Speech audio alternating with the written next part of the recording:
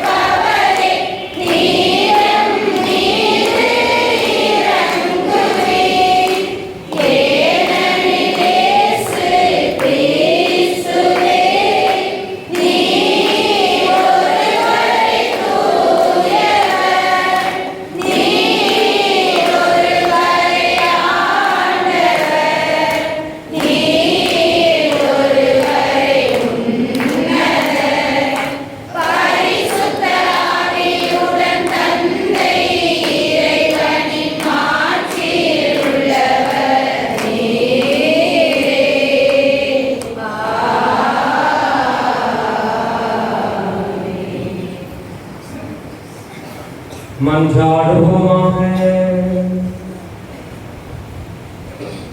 இறைவா, உம்மை அன்பு செய்வோருக்கு கட்டுப்புலனாகாத பல்வேறு நன்மைகளை நீரே ஏற்பாடு செய்கின்றீர்.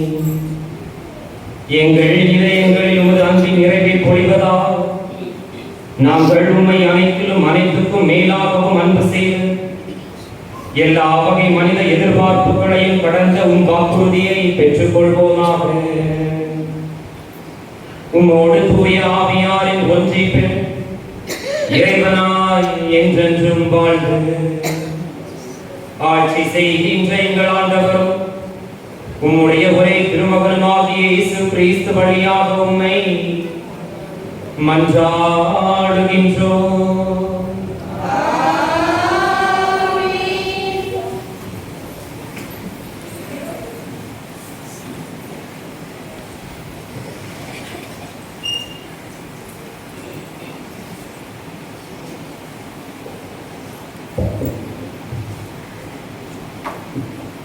முதல் வாசகம் இறைவாக்கினர் எரேமியாவிலிருந்து வாசகம் பிரிவு 38 இறை சொற்கள் 4 தொடங்கி 6 முடிய 8 தொடங்கி 10 முடிய. நாடெங்கும் வழக்கு காரணமாயிருக்கும்படி என்னை பெற்றாயோ, இறைவாக்கினர் எரேமியா நூலிலிருந்து வாசகம். பிரிவு 38 இறை சொற்கள் 4 தொடங்கி 6 முடிய, 8 தொடங்கி 10 முடிய. அந்நாட்களில் தலைவர்கள் அரசனை பார்த்து, இம்மனிதன் கண்டிப்பாய் சாக வேண்டும், ஏனெனில் இவன் இவ்வாறு பேசி இந்நகரில் எஞ்சியுள்ள போர் வீரர்களையும் மக்கள் அனைவரையும் மனம் தளர செய்து வருகிறான். இந்த ஆள் இம்மக்களின் அழிவை தேடுகிறானோ அன்றி நலனை தேடுவதில்லை என்றார்கள். அதற்கு அரசன் செதோக்கியா, நன்றி, அவனை உங்களிடமே கையளிக்கிறேன், ஏனெனில் உங்களை பகைத்துக் கொண்டு அரசரால் எதுவும் செய்ய இயலாதே என்றான். எனவே அவர்கள் எரேமியாவை பிடித்து காவல் கூடத்தில் அரச மகள் மைத்யாவுக்கு சொந்தமான பால் கிணற்றுக்குள் கயிற்றில் கட்டி அவரை கீழே இறக்கிவிட்டார்கள். அக்கிணற்றில் தண்ணீர் இல்லை, சேறு மட்டுமே இருந்தது. எனவே எரேமியா கயிற்றுக்குள் புதைய தொடங்கினார். எபேது மேலோக்கு அரண்மனையில் நின்று வெளியே சென்று அரசரை நோக்கி, என் தலைவரே, என் அரசரே, இறைவாக்கினர் எரேமியாவை பால் கிணற்றிற்குள் தள்ளியதால் இம்மனிதர்கள் பாவம் செய்தார்கள். அவர் அங்கு பட்டினியால் வணிந்து போவார், ஏனெனில் நகரில் அப்பம் எதுவும் கிடையாது என்று கூறினார்கள். அதை கேட்ட அரசன் எத்தியோப்பியரான எபேது மேலோக்கை நோக்கி, உன்னோடு 3 பேரை இங்கிருந்து கூட்டிச் செல், இறைவாக்கினர் எரேமியா சாவதற்கு முன்பே கிணற்றில் நின்று அவரை தூக்கிவிடு என்று கட்டளையிட்டான். இது ஆண்டவர் வழங்கும் அருள்வாக்கு.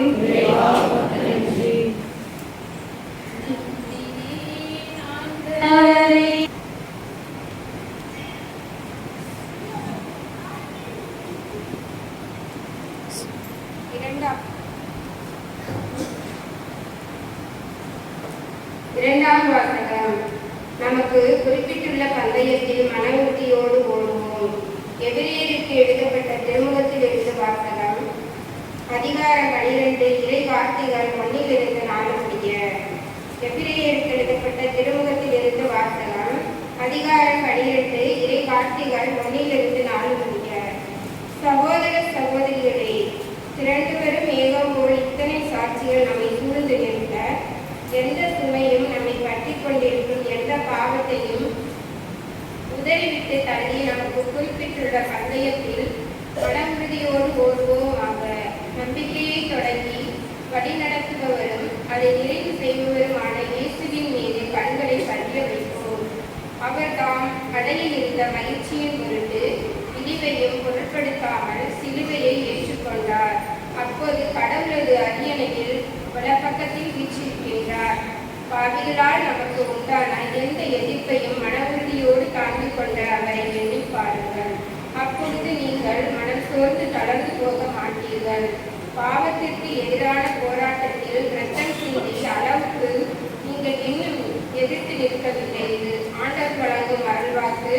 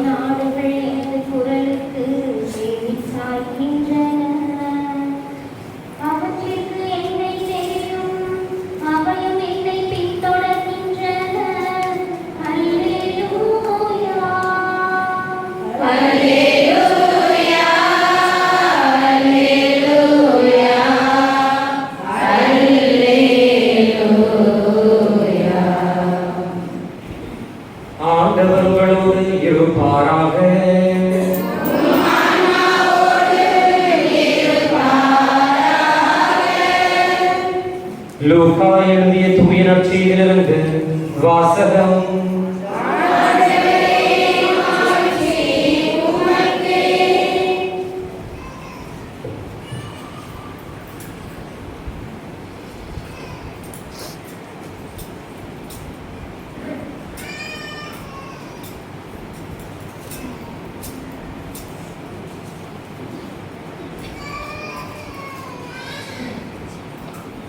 அதிகாரம் 12 இறை வார்த்தைகள் 49 53 முடியும். அக்காலத்தில் இயேசு தம் சீடரை நோக்கி கூறியது, மண்ணுலகில் தீமூட்ட வந்தேன், அது இப்பொழுதே பற்றி எரிந்து கொண்டிருக்க வேண்டும் என்பதே என் விருப்பம். ஆயினும் நான் பெற வேண்டிய ஒரு திருமுழுக்கு உண்டு. அது நிறைவேறும் அளவு நான் மிகவும் மன நெருக்கடிக்குள்ளாகி இருக்கிறேன். மண்ணுலகில் அமைதியை ஏற்படுத்த வந்தேன் என்றா நினைக்கிறீர்கள்? இல்லை, பிளவு உண்டாகவே வந்தேன் என உங்களுக்கு சொல்கிறேன். இது முதல் ஒரு வீட்டில் உள்ள 5 இருவருக்கு எதிராக 3 எதிராக 2 பிரிந்திருப்பர். தந்தை மகனுக்கும், மகன் தந்தைக்கும், தாய் மகளுக்கும், மகள் தாய்க்கும், மாமியார் தன் மருமகளுக்கும், மருமகள் மாமியாருக்கும் எதிராக பிரிந்திருப்பர்.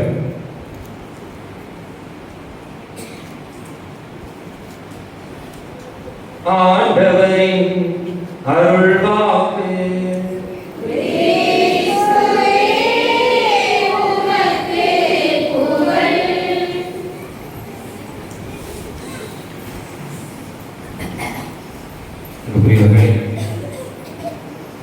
கிறிஸ்துவின் பொருட்டு துன்பப்பட தயாராக இருக்கிறீர்களா? உண்மைக்கு சான்று பகர்வதன் பொருட்டு துன்பத்தை ஏற்றுக்கொள்வதற்கு நீங்கள் தயாராக இருக்கிறீர்களா?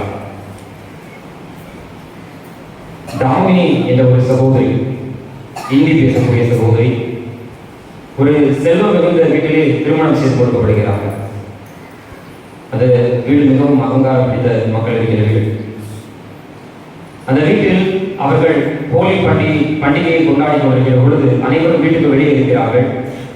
இந்த தாமினி சகோதரியுடைய கணவருடைய தம்பி அவரும் மற்ற வேலையாட்களும் சேர்ந்து அந்த வீட்டில் வேலை பார்த்து கொண்டிருக்கின்ற ஒரு பெண்ணை தவறாக நடந்து கொண்டு சித்திரவதை செய்கிறார்கள். இதை இந்த தாமினி என்ற பெண் பார்க்கிறார். அந்த வன்புணர்வு செய்யப்பட்ட அந்த பெண்ணானவள் மருத்துவமனையில் இருக்கிறார். இந்த தாமினி என்ற சகோதரி அந்த பெண்ணை பார்க்கிறார். அந்த சகோதரி நடந்ததை எல்லாம் இவருக்கு தெரிவிக்கிறார். பின்பு அந்த பெண்ணானவள் இறந்து போகிறார். இந்த செய்தியை யாருக்கும் தெரிவிக்க கூடாது என்று இந்த தாமினியுடைய கணவரும் அவருடைய குடும்பத்தாரும் அவரை கட்டாயப்படுத்துகிறார்கள். ஆனாலும் தனக்கு என்ன நடந்தாலும் பரவாயில்லை என்று சொல்லி காவல் நிலையத்தில் தெரிவித்து அதற்கு காரணமானவர்களுக்கு தண்டனை பெற்றுக் கொடுக்கிறார். இன்று நாம் புனித மேக்ஸ்மிலியன் கோல்பே என்ற புனிதருடைய விழாவை கொண்டாடுகின்றோம். ஹிட்லருடைய காலத்திலே நாசி படைப்பிரிவினரால் சோதனை கூடங்களில் பல மக்கள் வைத்திருக்கப்பட்டிருக்கிறார்கள். அதில் மேக்ஸ்மிலியன் கோல்பேயும் ஒரு ஆளாக இருக்கிறார். திடீரென ஒருவர் சொல்கிறார், இன்று ஒரு இளைஞர் நீ சாகப்பட வேண்டும் என்று சொல்கிறார். உடனே இளைஞர் கதறுகிறார், எனக்கு பிள்ளைகள் இருக்கிறார்கள், என்னுடைய மனைவி இருக்கிறார்கள், அவர்கள் எல்லாம் யார் பார்த்துக் கொள்ள போகிறார்கள் என்று கலக்கம் வருகிறார். உடனே மேக்ஸ்மிலியன் கோல்பே சொல்கிறார், சகோதரா நீ அழாதே, உனக்கு பதிலாக நான் இறப்பை ஏற்றுக்கொள்கிறேன், உனக்கு பதிலாக நான் மரணத்தை ஏற்றுக்கொள்கிறேன் என்று சொல்லி தைரியத்தோடு போகிறார். விச ஊசியை கையில் செலுத்துகிறார்கள். அவர் இறந்து போகிறார். இன்று அவர் ஒரு புனிதராக இருக்கிறார். நம்முடைய தேவசகாயம், புனித தேவசகாயம் ஒரு இந்துவாக இருந்தால், அரசவையிலே பணியாற்றி கொண்டிருந்தால், கிறிஸ்துவை ஏற்றுக்கொண்டதனால், கிறிஸ்தவராக மாறியதினால், அந்த சமூகத்தினால் வெறுக்கப்பட்டு பொய்யான குற்றச்சாட்டுகள் சாட்டப்பட்டு தன்னுடைய பதவியை இழந்து சிறையில் அடைக்கப்படுகிறார். அவருடைய உடம்பிலே கருசிவப்பு புள்ளிகளை இட்டு எருமையின் மீது ஏற்றி ஒவ்வொரு நாளும் மக்கள் கூட்டம் எங்கெல்லாம் அதிகமாக இருக்கிறார்களோ அந்த வழியாக நடத்தி செல்வார்களாம். இதை பார்த்து மக்கள் யாரும் இயேசு ஏற்றுக்கொள்ளக்கூடாது என்பதற்காக ஒவ்வொரு நாளும் 80 சாட்டைகள் கொடுப்பார்களாம். அந்த காயங்களில் மிளகு பொடி போடுவார்களா, குடிப்பதற்கு தண்ணீர் கொடுக்க மாட்டார்களா. இப்படியாக தேவசகாயம் இயேசுவை ஏற்றுக்கொண்டதனால் அந்த துன்பத்தை அனுபவித்து இறந்து விடுகிறார். கிறிஸ்துவுக்காக நீங்கள் துன்பத்தை ஏற்றுக்கொள்வதற்கு தயாராக இருக்கிறீர்களா? இன்றைய முதல் வாசகத்திலே நாம் பார்க்கிறோம், இறைவாக்கினர் எரேமியா ஒரு குருவாக இருந்தவர். அவருக்கு இறைவனுடைய வார்த்தையானது அளிக்கப்படுகிறது. எப்படி என்றால், என்னுடைய மக்கள் எகிப்திலே அடிமைகளாக இருந்த மக்கள், அவர்களுக்கு நான் அவர்கள் முன்பாக என் கைவன்மைகளை காட்டி அவர்களுக்கு முன்பாக பல அதிசயங்களை செய்து அவர்களை நான் விடுதலை பெற்று வாக்களித்த நாட்டிற்கு கொண்டு வந்திருக்கிறேன். ஆனால் அவர்கள் என்னை மறந்து போனார்கள். அவர்கள் என்னை விட்டு வேறு கடவுளை வழிபடுகிறார்கள். இப்படியாக அவர்கள் வேசித்தனம் செய்கிறார்கள் என்று கடவுளுடைய வார்த்தை அவர் கருதப்பட்டது. அது மட்டுமல்ல, கடவுள் அவர்களோடு ஒரு உடன்படிக்கை செய்து கொள்கிறார். நீங்கள் அனைவரும் ஒரே மக்களினம், எனவே உங்களை சார்ந்த மக்களை நீங்கள் அடிமைகளாக வைத்துக் கொள்ளக்கூடாது. ஒரு யூதர் மற்றொரு யூதரை அடிமையாக வைத்திருக்க கூடாது என்ற சட்டத்தை கொடுக்கிறார். ஒருவேளை உங்களுக்கு அவர்கள் அடிமையாக இருந்தாலும் கூட 6 வருடங்களுக்கு பின்பு அவர்களுக்கு நீங்கள் விடுதலை கொடுத்து அவர்களை 7வது வருடம் அனுப்பிவிட வேண்டும் என்ற சட்டத்தை கொடுக்கிறார். ஆனால் இந்த மக்கள் அப்படி செய்யவே இல்லை. தங்களோடு இருக்கிற சக மனிதர்களை தங்களுக்கு அடிமைகளாக வைத்துக் கொண்டிருக்கிறார்கள். இதனால் கோபமுற்ற கடவுள் அவர்களுக்கு சொல்கிறார், இந்த மக்கள் அனைவரும் வாழினாலும் பஞ்சத்தினாலும் கொடிய நோய்களாலும் சித்திரவதை செய்யப்படுவார்கள். மறுபடியும் இந்த மக்கள் அனைவருமே அடிமைகளாக பாபிலோனுக்கு கொண்டு செல்லப்படுவார்கள் என்ற இறைவார்த்தையை அறிவிக்கிறார். பாபிலோனர்கள் போர் எடுத்து வருகிறார்கள். எருசலேம் நகரை சுற்றி இருக்கிறார்கள். இந்த இறைவார்த்தையை எரேமியா அரசருக்கு செதேக்கியா என்ற அரசருக்கு வெளிப்படுத்துகிறார். உடனே தலைவர்கள் எல்லோரும் எரேமியா மீது குற்றம் சாட்டுகிறார்கள். இவன் சாகப்பட வேண்டும், ஏனென்றால் இவன் போர் வீரர்களுடைய மனதை தவற வைக்கிறான். இவன் இந்த மக்களுடைய நலனை நாடுவதே இல்லை, எனவே இவன் சாகடிக்கப்பட வேண்டும் என்று தலைவர்கள் அரசரிடம் முறையிடுகிறார்கள். உடனே அரசர் சொல்லுகிறார், நன்று, உங்களை எதிர்த்து கொண்டு இந்த தலைவர்களாக உங்களை எதிர்த்து கொண்டு என்னால் இந்த நாட்டிலே ஒன்றும் செய்ய முடியாது. எனவே உங்களிடம் நான் இந்த எரேமியாவை ஒப்படைக்கிறேன். எரேமியாவை கொண்டு பாலும் கிணற்றிலே தள்ளுகிறார்கள். பிறகு சில நாட்களுக்கு பிறகு பார்வோனுடைய படை, எகிப்து நாட்டில் இருந்த படையானது மறுபடியும் யூதர்களை நோக்கி படையெடுத்து வருகிறது. அப்படி அவர்கள் படையெடுத்து வருகின்ற பொழுது பாபிலோனியர்கள் திரும்ப செல்கிறார்கள்.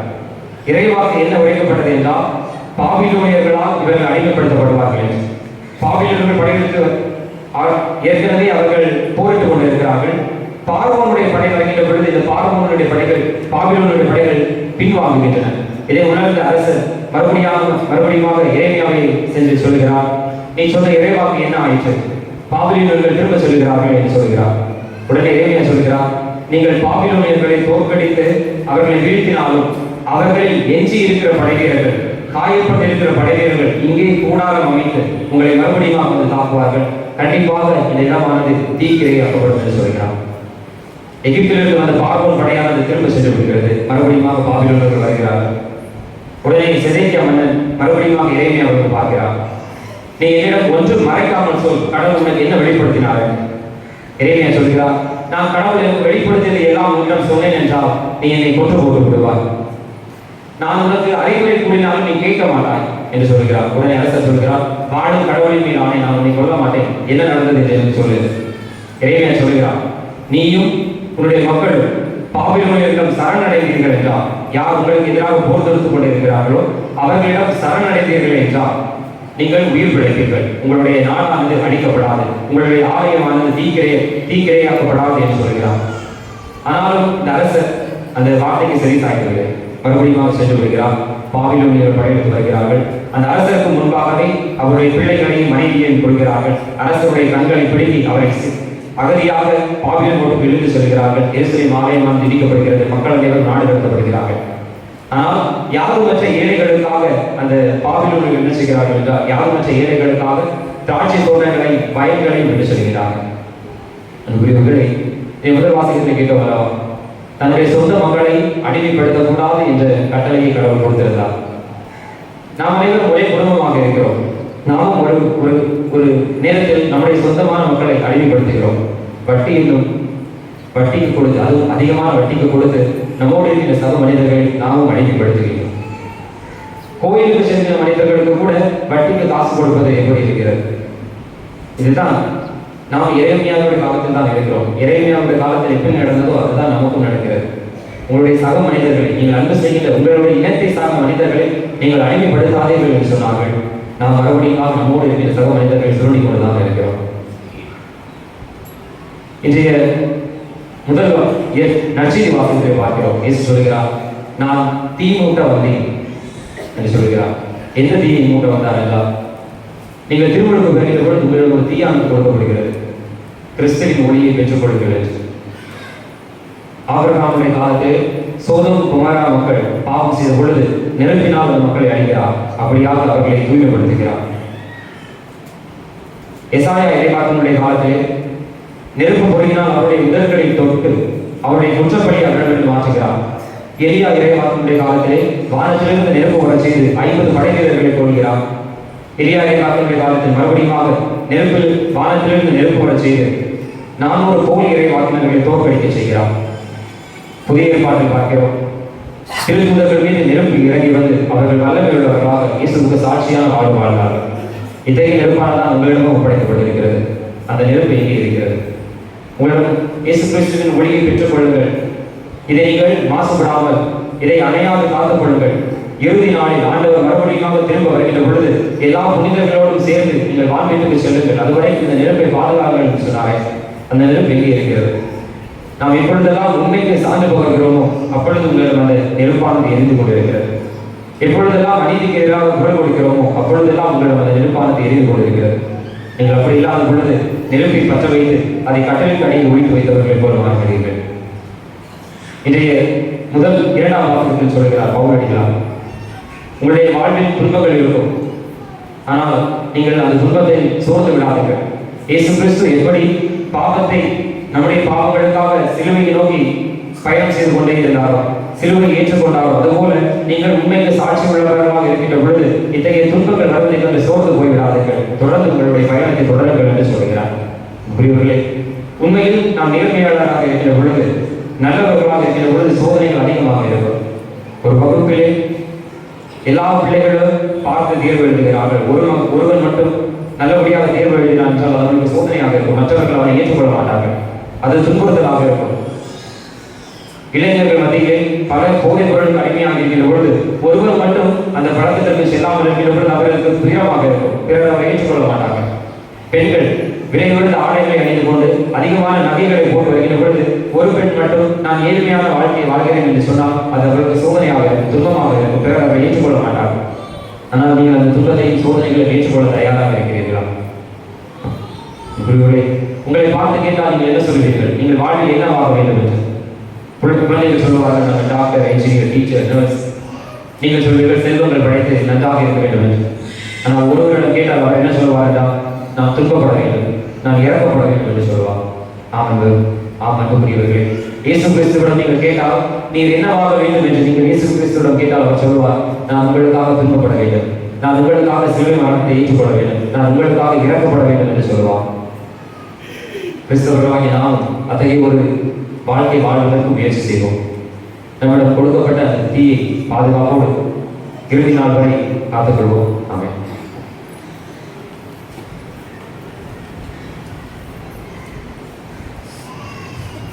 அனைவரும் எழுந்திருக்க நம்பிக்கை இருக்கிறது.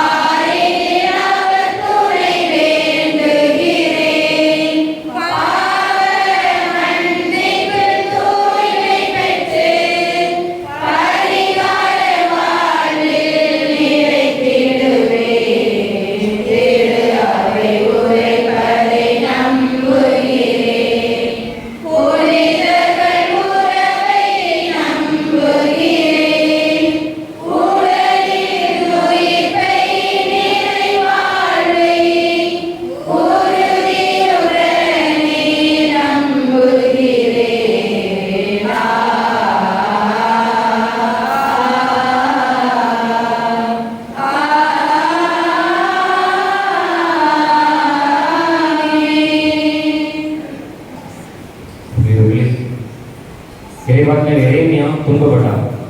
ஆனால் இறுதியாக அவருக்கு என்ன நேர்ந்தது என்றால், மக்கள் அனைவரையும் அடிமைகளாக கொண்டு போகின்ற பொழுது அந்த பாபிலோனிய மீன் காப்பாளர் வந்து எரேமியாவிடம் சொல்கிறார், உமக்கு விருப்பமானால் நீ என்னோடு பாபிலோனுக்கு வாரும், இல்லையென்றால் இங்கே கூட தங்கியிரும் என்று சொல்லி அவருக்கு பல அன்பளிப்பையும் பரிசுகளை கொடுத்து செல்கிறார்.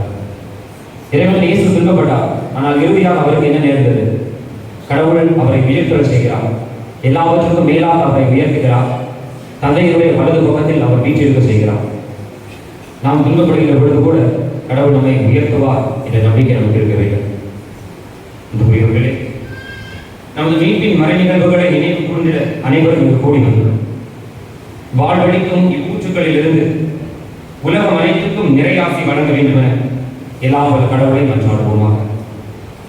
பரலோக தந்தையே இறைவா, அழைக்க பெற்றோர் பலர், தேர்ந்தெடுக்கப்பட்டவர்கள் சிலர் என்ற உன் வார்த்தைக்கு ஏற்க உன் பணி செய்ய நீ தேர்ந்தெடுத்த போப்பாண்டவர், கத்தினார்கள், ஆயர்கள், குருக்கள், கன்னியர்கள் அனைவருக்கும் வாதம் தருகின்றோம்.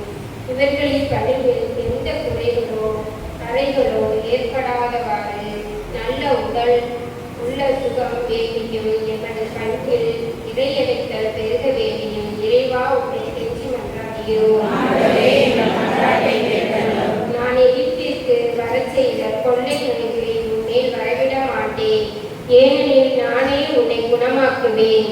ஆண்டவர் என்று விடுதலை பயணம் 15:26 வாக்குரைத்த இறைவா, மீண்டும் பரவி வருகின்ற கொரோனா வைரஸ் முற்றிலும் அழிக்கப்படவும் எல்லா மக்களும் சுகத்துடனும் வாழவும் மருத்துவமனையில் உள்ள எல்லா நோயாளிகளும் நலம் சுகம் பெற்று வீடு திரும்பவும் இறைவா உன்னை மன்றாடுகிறோம். இருளை மறைத்து வைத்த தருவுலங்களையும் மறைவிடங்களில் ஒழித்து வைத்த புதையல்களையும் உனக்கு நான் தருவேன் என்று ஏசாயா 45:3 நீர் வாக்குரைத்தபடி இறைவா, எம் பங்கு மக்களையும் மக்கள் செய்யும் மீன்பிடி தொல்லையும் ஆற்றுகளையும் கடலில் மீன்வளம் பெருகவும் மீன்களுக்கு ஏற்ற விலை கிடைக்க வேண்டியும் இறைவா உண்மை மன்றாடுகிறோம். உங்களுக்காக நான் வகுத்திருக்கும் திட்டங்கள் எனக்கு தெரியும் என்றோ, அவை வளமான எதிர்காலத்தையும் நம்பிக்கையும் உங்களுக்கு அளிப்பதற்கான நல்வாழ்வின் திட்டங்களே என்று எரேமியா 29:11 கூறியுள்ளபடி இறைவா, எம் பங்கில் வேலை வாய்ப்பை எதிர்பார்த்து காத்திருக்கும் ஒவ்வொருவருக்கும் தகுந்த காலத்தில் வேலை வாய்ப்பு கிடைக்கவும் அவர்களுக்கு வளமான எதிர்காலம் அமையும்படியாகவும் இறைவா உன்னை கெஞ்சி மன்றாடுகிறோம்.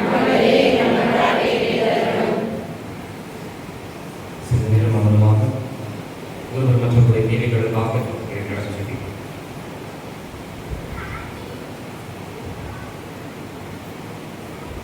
குறிப்பாக நடைபயணமாக அனைவரையை நோக்கி சென்ற நம்முடைய சகோதரர்களுடைய வேண்டுதல்கள் நிறைவேறும்படியாக இறைவனிடம் ஜெபிப்போம்.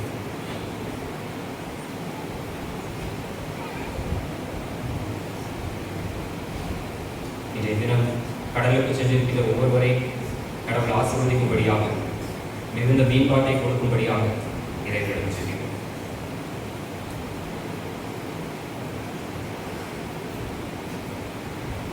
இங்கே கூடியிருக்கின்ற நாம் அனைவரும் துணிச்சலுடனும் தைரியத்துடனும் கிறிஸ்துவுக்கு உகந்த சாட்சிகளாக விளங்க வேண்டும் என்று ஜெபிப்போம்.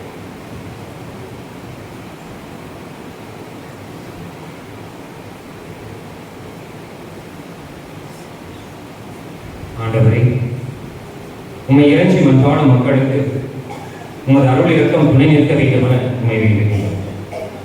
அதனால் உமது ஈவுதலின் வழியாக நாங்கள் நம்பிக்கையோடு கேட்ட வரங்களை உம் வல்லன்மையால் விரைவாக பெற்றுக்கொள்வோமா. எங்கள் ஆண்டவராகிய கிறிஸ்து வழியாக உம்மை மன்றாடுகின்றோம்.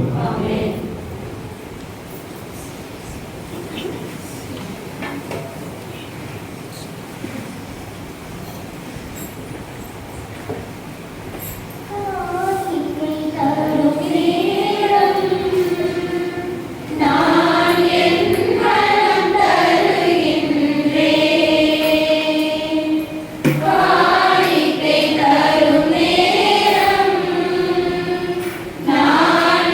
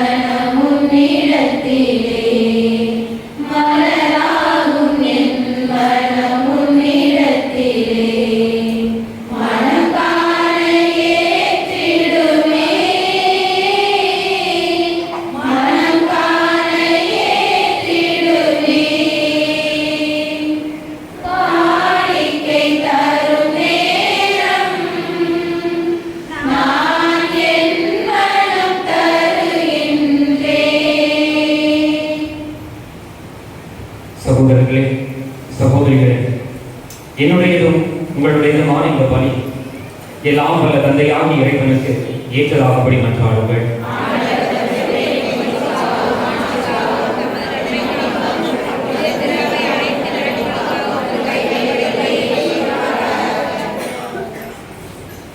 ஆண்டவரே, மாட்சிமிக்க மாற்றங்களை ஏற்படுத்தும் எங்கள் காணிக்கைகளை ஏற்றருளும். அதனால் நீர் தந்தவற்றை உமக்கு ஒப்புக் கொடுத்து உண்மையை நாங்கள் பெற்றுக்கொள்ள தகுதி பெறுவோமாக. எங்கள் ஆண்டவராகிய கிறிஸ்து வழியாக உம்மை மன்றாடுகின்றோம்.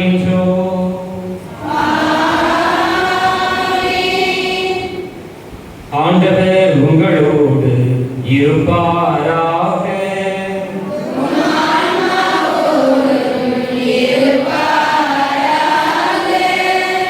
இதயங்களை மேலே எழுப்புங்கள்.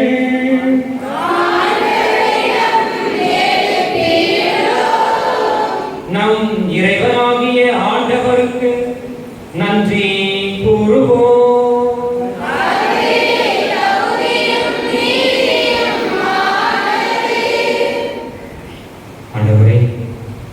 தூயவரான கதையை என்றுமுள்ள எல்லாம் வல்ல இறைவா, எங்கள் ஆண்டவராகிய கிறிஸ்து வழியாக எந்நாளும் எவ்விடத்திலும் நாங்கள் நமக்கு நன்றி செலுத்துவது மெய்யாகவே தகுதியும் நீதியுமாகும், எங்கள் கடமையும் மீட்புக்குரிய செயலுமாகும். ஏனெனில் கிறிஸ்து பிறந்து முன்னைய பாவ நிலையிலிருந்து மனிதனை புதுப்பித்தார், பாடுபட்டு எங்கள் பாவங்களை அழித்தார், இறந்தோரிடமிருந்து உயிர் தெழுந்து நிலை வாழ்வுக்கு வழிவகுத்தார். தந்தையே, அவர் உம்மிடம் விண்ணேறி வந்து விண்ணகத்தின் கதவுகளை எங்களுக்காக திறந்து வைத்தார். ஆகவே வானதூதர் அணிகளோடு புனிதரின் பெருந்திரளோடு நாங்கள் சேர்ந்து உமக்கு புகழ்ச்சி பணி செய்து முடிவின்றி பாடுவதாவது: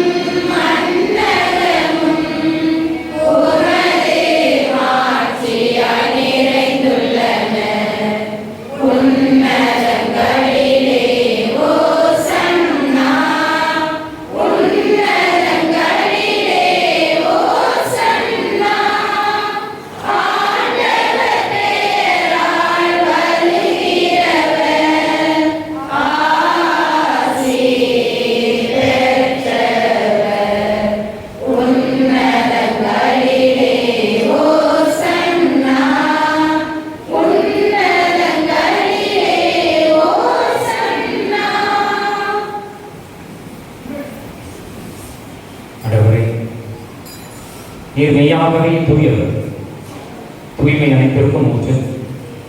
ஆகவே உம்முடைய ஆவியை பொழிந்து இக்காணிக்கைகளை தூய்மைப்படுத்த உண்மை வேண்டுகிறோம். இவ்வாறு எங்களான இயேசு கிறிஸ்துவின் உடலாகவும் இரத்தமாகவும் எங்களுக்கு விமாறுவனமாக அவர் பாடுபட உலகம் கணிந்து தம்மை கையளித்த போது அப்பத்தை எடுத்து உமக்கு நன்றி செலுத்தி அதை விட்டு தம் சீடர்களுக்கு அழைத்து அவர் கூறியதாவது: அனைவரும் இதிலிருந்து பெற்று உண்ணுங்கள், ஏனெனில் இது உங்களுக்காக கையளிக்கப்படும் என்னுடைய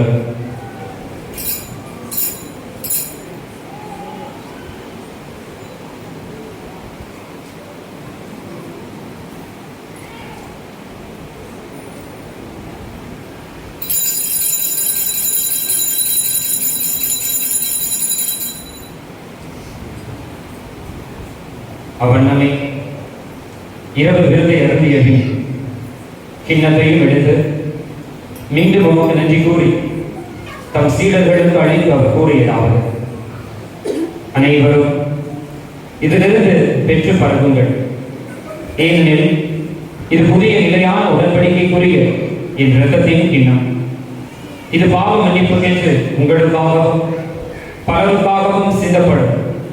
இதை என் நினைவாக செய்யுங்கள்.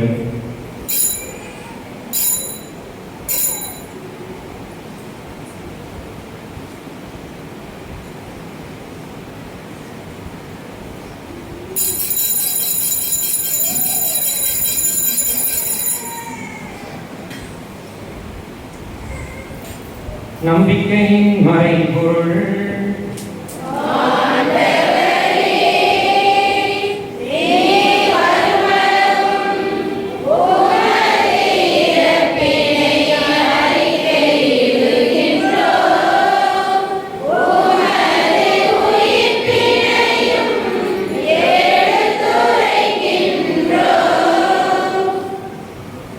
ஆகவே ஆண்டவரே, நாங்கள் கிறிஸ்துவின் இறப்பினையும் உயிர்ப்பினையும் நினைவு கூர்ந்து வாழ்வு தரும் அப்பத்தையும் மீட்பு அளிக்கும் கிண்ணத்தையும் உமக்கு ஒப்புக் கொடுக்கின்றோம். உம் திருமணின்று உமக்கு ஊழியம் புரிய தகுந்தவர்கள் என எங்களை ஏற்றுக்கொண்டீர். எனவே உமக்கு நன்றி செலுத்துகின்றோம். மேலும் கிறிஸ்துவின் உடலிலும் இரத்தத்திலும் பங்கு கொள்ளும் எங்கள் தூய ஆவியார் உன்னை சேர்க்க வேண்டுமென உம்மை தாழ்மையுடன் நன்றாடுகின்றோம்.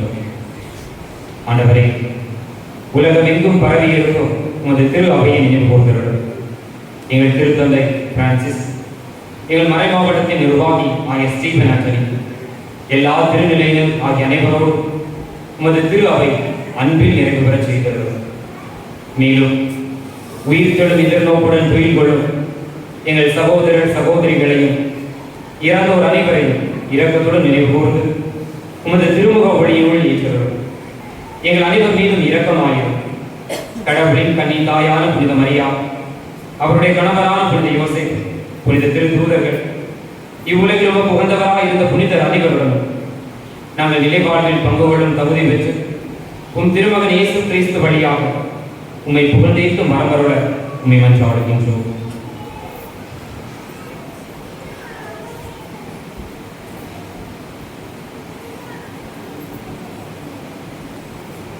இவர் வழியாக இவரோடு இவரில் எல்லாம் வல்ல இறைவனாகிய தந்தையே, தூய ஆவியாரின் ஒன்றிப்பில் எல்லா புகழும் மாட்சியும் என்றென்று உமக்கு உரியதே.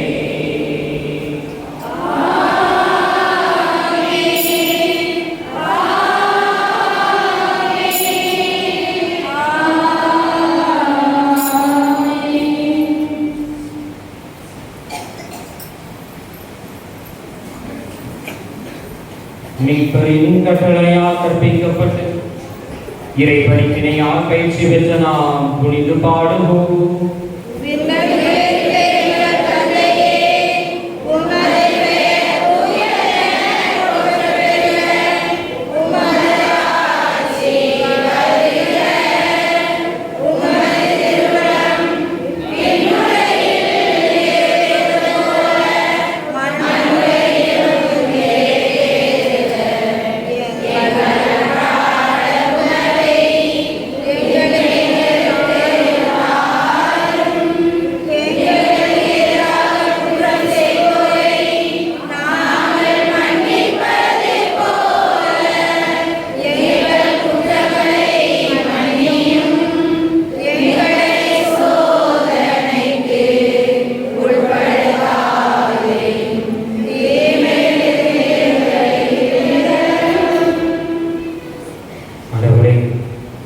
தீமை அனைத்திடமிருந்து எங்களை விடுவித்து எங்கள் வாழ்நாளில் அமைதியை கனிவுடன் அருள உம்மை மன்றாடுகின்றோம்.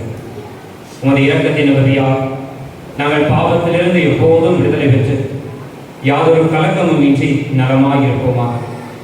நாங்கள் எதிர்நோக்கி இருக்கும் பேரின்பத்துக்காகவும் எம் மீட்பராகிய இயேசு கிறிஸ்துவின் வருகைக்காகவும் காத்திருக்கின்றோம்.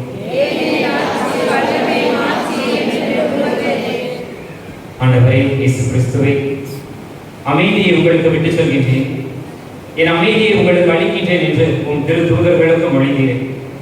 எங்கள் பாவங்களை பாராமல் உமது திரு அவையின் நம்பிக்கையை கண்ணோக்கி உமது திருவுள்ளத்துக்கு ஏற்ப அதற்கு அமைதியையும் ஒற்றுமையும் அளித்தருள்கிறார். என்றென்றும் வாழ்ந்து ஆட்சி செய்கின்றவர் நீரே. ஆண்டவருடைய அமைதி உங்களோடு என்றும் இருப்பதாக. உண்மையிலேயே ஒருவர் மற்றவருடைய நலனில் அக்கறை உடையவர்களாக ஒருவர் அமைதியை பெற்றுக் கொள்வோம்.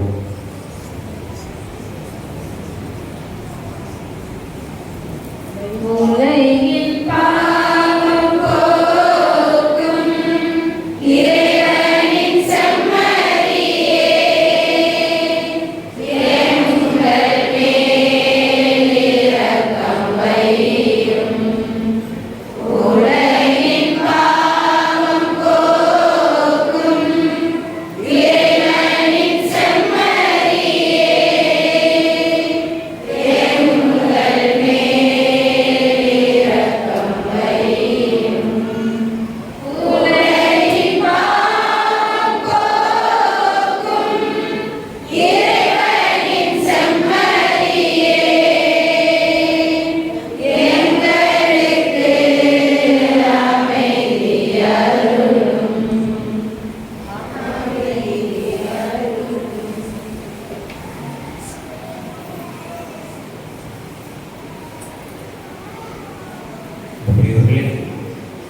இதோ இறைவனின் செம்மறி, இவரே உலகின் பாவங்களை போக்குகின்றவர்.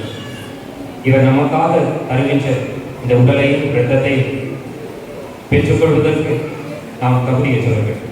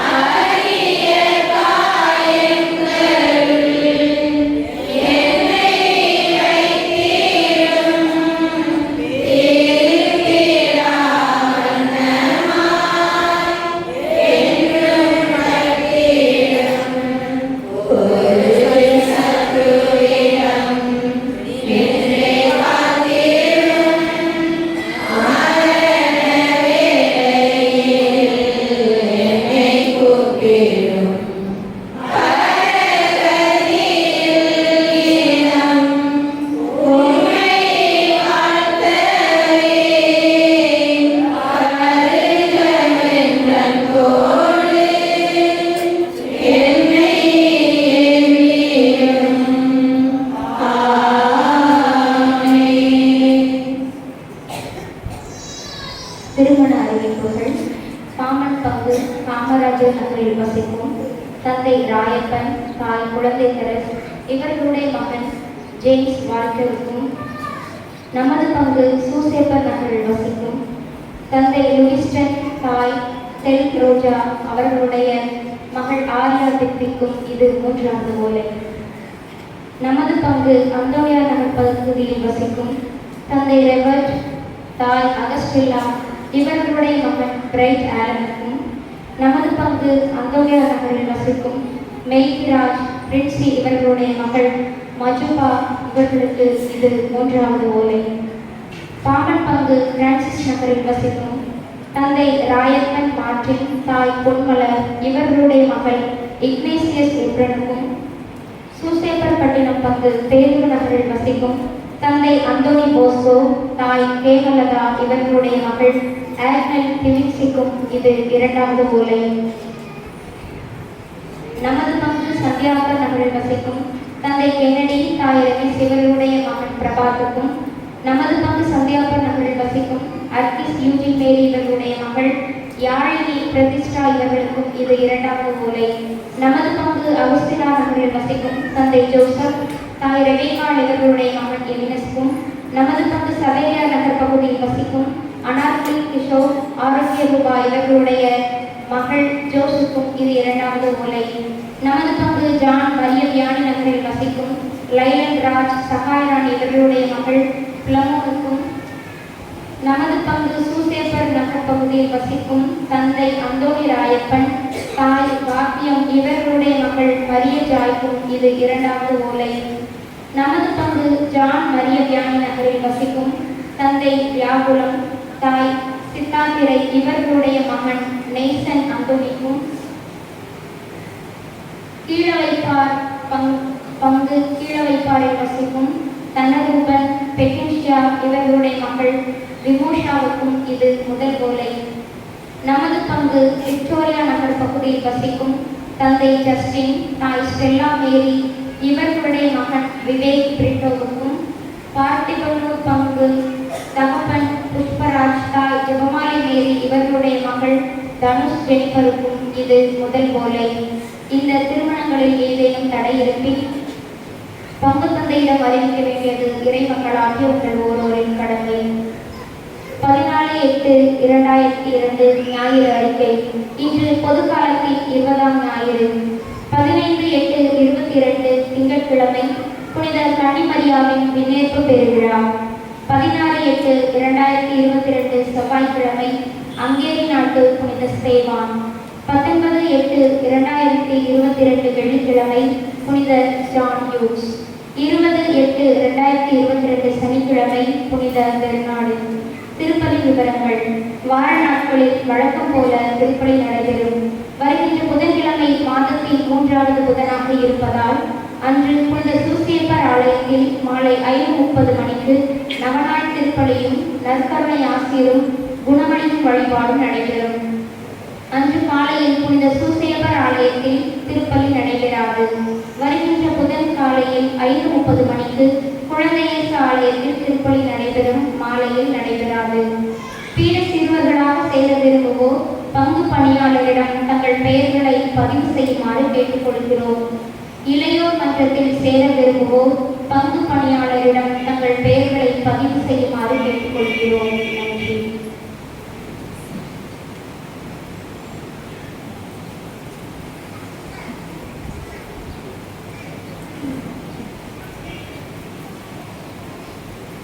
விண்ணகத்திலிருந்து இறங்கி வந்து வாழ்வு தரும் உணவு நானே என்கிறார் ஆண்டவர். இந்த உணவை எவராவது உண்டால் அவர் என்றுமே வாழ்வார். விண்ணகத்திலிருந்து இறங்கி வந்த வாழ்வு தரும் உணவு நானே. இந்த உணவை எவராவது உண்டால் அவர் என்றுமே வாழ்வார் என்கிறார் ஆண்டவர். மன்றாடுவோமாக. ஆண்டவரே, இவ்வருளடையாளங்களால் கிறிஸ்துவுடன் ஒன்றிணைந்த நாங்கள் உமது கனிவை பணிவுடன் வேண்டுகின்றோம். அதனால் நாங்கள் இவ்வுலகில் கிறிஸ்துவின் சாயலுக்கு ஒத்திருந்து விண்ணகத்தில் அவருடன் தோழமை கொள்ள தகுதி பெறுவோமாக. என்றென்றும் வாழ்ந்து ஆட்சி செய்கின்ற அவர் வழியாக உம்மை மன்றாடுகின்றோம். ஆண்டவர் உங்களோடு இருப்பாராக.